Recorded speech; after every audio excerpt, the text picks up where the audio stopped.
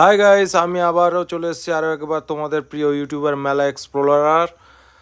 আমি আজকে নিয়ে এসেছি নতুন একটা মেলা প্রাঙ্গণের খবর, যেখানে তোমরা এসে অবশ্যই এই মেলাটাকে অনুভব করতে পারো এবং আনন্দ করতে পারো পরিবারের সকলের সঙ্গে। এই মেলাটা হচ্ছে তোমার 11 নম্বর চণ্ডীপুর ঘটিয়ারা ফুটবল ময়দানে।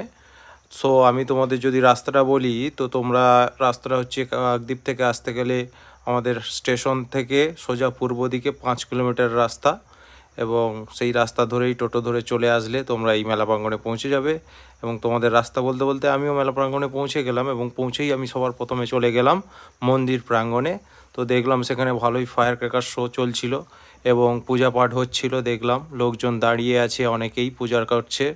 এরপর আমি আর নিজেকে আটকাতে না পেরে মন্দিরের একটা ছবি তুলে নিয়ে ভেতরে সোজা চলে গেলাম ঠাকুরটার দর্শন করতে। দেখলাম যে আমাদের গণেশ ঠাকুরটাকে কেমনভাবে সাজানো হয়েছে। খুব সুন্দরভাবেই সাজানো হয়েছে গণেশ ঠাকুরটাকে, তোমরা এখানে দেখতেই পারছো ওপরে কত সুন্দর ঝালর লাগানো আছে। এবং ঠাকুরটাকে যা দেখতে লাগছে তা থেকে কারিগরের তারিফ না করে আমি থাকতে পারলাম না। সত্যি খুব সুন্দর পুজোটা করেছে।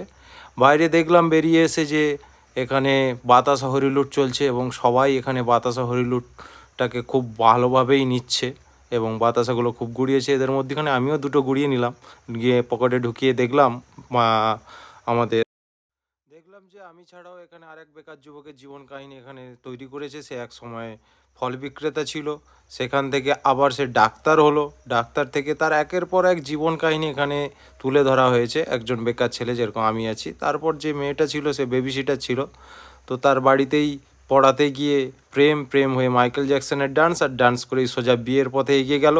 বউটাকে দেখে খুবই ভালো লাগলো, কিন্তু তার বাবা মা চিন্তায় পড়ে গেল যে ছেলেটা এখনও বেকার হয়ে আছে। ওদিকে দেখি জোলাপি দোকানে কাকু জোলাপি ভেজে নিয়ে খুব আনন্দেই বসে আছে, কিন্তু কোনো লোক নেই। মেলা প্রাঙ্গণে অনেক সুন্দর সুন্দর খেলনার দোকান রয়েছে, এবং দেখছি আবার একবারও মেলা প্রাঙ্গণে ঘুরে আসতে হলো, কারণ এখানে এখনও পূজা পাঠ শেষ হয়নি, সন্ধ্যা আরতি সবে শুরু, শান্তি জল ছড়া পড়ছিল। এবং বাইরেও দেখলাম কিছু লোক উদ্ভবের মতন নাচানাচি করছে, দেখতেই পারছো এখানে ডান্স পার্টির বাজনায়। সবাইকে